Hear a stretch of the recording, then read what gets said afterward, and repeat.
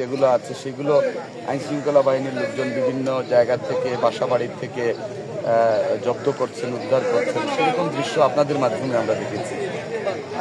আমরা এই বিষয়টি রাত্রে আইনশৃঙ্খলার দায়িত্বে যারা আছেন তাদেরকে আমরা অবগত করেছি এবং তারা তাৎক্ষণিকভাবে ব্যবস্থা নেওয়ার ফলে সেটি বন্ধ হয়েছে, গতকালকে রাত্রেই বন্ধ হয়েছে। আমরা তারপরেও 6 নং ওয়ার্ডের একটা সেন্টারে গতকালকে রাতে আমরা অনেকগুলো বাঁশ এবং মারামারির হাতিয়ার উদ্ধার করতে আমরা দেখেছি, আপনাদের মাধ্যমে দেখেছি। আজকে সকাল থেকে আমরা যতগুলো সেন্টারে গিয়েছি আইনশৃঙ্খলা বাহিনীর তৎপরতা চোখে পড়ার মতো। তার চেয়ে বড় বিষয় হচ্ছে ভোটারদের উপস্থিতি আমরা লক্ষ্য করছি এবং ভোটারদের মধ্যে একটা স্বতঃস্ফূর্ততা কাজ করছে, একটা আনন্দ কাজ করছে, উল্লাস কাজ করছে এবং আমার কাছে মনে হয়েছে যে দীর্ঘদিন পরে মানুষ তাদের পছন্দের প্রার্থীকে ভোট দেওয়ার ক্ষেত্রে যে স্বাধীনতাটুকু তারা ভোগ করছে এতেই তারা আনন্দিত।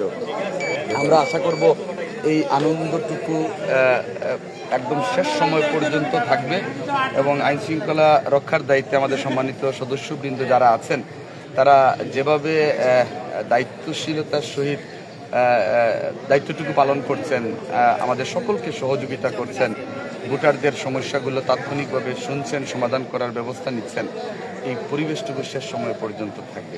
যারা রিটার্নিং কর্মকর্তা বা ডিসি মহোদয়ের ভূমিকা নিয়ে আপনি একটু সন্দিহান ছিলেন, এটা নির্বাচনে কোনো প্রভাব ফেলবে? সন্দেহ তো থাকতেই পারে। আমি এখনো আমি যে কথাগুলো বলেছিলাম সেই জায়গাতে আছি, কারণ নির্বাচনী যে বিধিমালা আছে সেই বিধিমালাতে একজন নির্বাচনে যিনি প্রার্থী উনার প্রধান এজেন্ট উনার পক্ষে যে কোনো কাজ করতে পারবেন, উনি ওনার পক্ষে ভোট কেন্দ্রে গিয়ে যে কোনো সমস্যা হলে সেটি সমাধান করতে পারবেন। কোনো জায়গায় এজেন্টের সমস্যা থাকলে সেখানেও উনি সেটি সমাধান করার এখতিয়ার রাখেন। এটি নির্বাচন আচরণ বিধি অথবা বিধিমালায় যেটি বলা হয়েছে।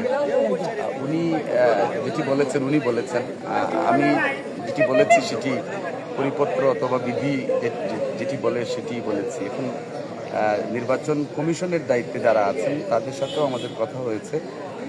একটু আগেও ওনারা কনফার্ম করেছেন যে সর্বশেষ যে পরিপত্র যেটি আছে, নির্বাচনী যে আচরণবিধি আছে সেটি ফলো করে আমাদের কর্মকাণ্ডগুলো পরিচালনা করার নির্দেশনা আছে। তো সেই অনুযায়ী উনি স্বাধীনভাবে নির্বাচনী প্রার্থীর পক্ষে কাজ করতে পারেন। উনি এটি বলেছেন কেন আমি তো কালকেই বলেছি, আমি ঠিক বুঝতে পারিনি, এখনও বুঝতে পারছি না যে উনি এই কথাগুলো বলেছেন। তো ওই পরবর্তীতে যদি নির্বাচন কমিশন থেকে কোনো সংশোধন নিয়ে আসে তাহলে হয়তো উনি সেটি প্রকাশ করবেন। আমরা জানতে পারলে আমরা সেটি ফলো করব, বাট সর্বশেষ যেটি আছে আমরা সেই অনুযায়ী চলছি বিধি মোতাবেক। পরবর্তীতে বিধির চেঞ্জ হয়ে নতুন কোনো বিধি আসলে আমরা সেটি ফলো করব, এতে কোনো সমস্যা নেই। এই ডিসি মহোদয়ের এই ভূমিকা নির্বাচনে কোনো প্রভাব ফেলতে পারে কি? এটি তো প্রত্যাশিত না, মানে একটা রিটার্নিং কর্মকর্তা মানুষ তার ভোট দেবে, সেখানে তো আমরা এটি প্রত্যাশা করি না। উনি নিরপেক্ষভাবে বিধি মোতাবেক ন্যায় ভিত্তিক কাজগুলো করবেন, যেটি নির্দেশনা আছে সেই নির্দেশনা উনি বাস্তবায়ন করবেন। উনি তো নিজের থেকে কিছু করার এখতিয়ার রাখেন না। মানে আমি যেটা বলতে চাচ্ছি, ইনফ্যাক্ট আইন যা বলেছে উনি সেটিই ফলো করবেন। যে নির্দেশনাগুলো আছে উনি ব্যক্তিগত মতামত অথবা ব্যক্তিগত ভাবে কোনো মত প্রকাশের বা কোনো অপিনিয়ন বা কোনো আইন তৈরি করে কিছু বলার বা সেটি এক্সিকিউট করার তো সেই অর্ডার উনি দিতে পারেন না।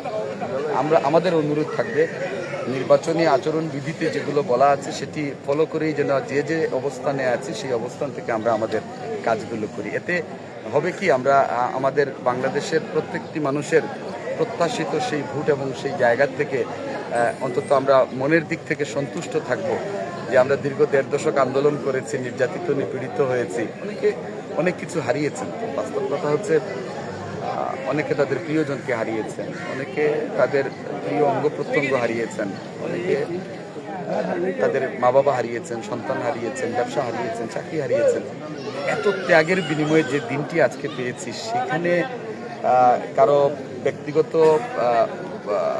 ইচ্ছে অনিচ্ছার কোনো প্রাধান্য এটি যেভাবে কাম্য নয় এবং রুলসের বাইরে গিয়ে কিছু করার কোনো টেন্ডেন্সি কারো মধ্যে থাকুক, সেটিও কাম্য নয়। আমরা আশা করব যে আমরা যেভাবেই আছেন আমরা সেভাবে কি আমরা কাজগুলো করি, এতে সব জায়গাগুলোই একটা ইকুইলিব্রিয়াম পজিশনে থাকে। ধন্যবাদ, থ্যাংক ইউ।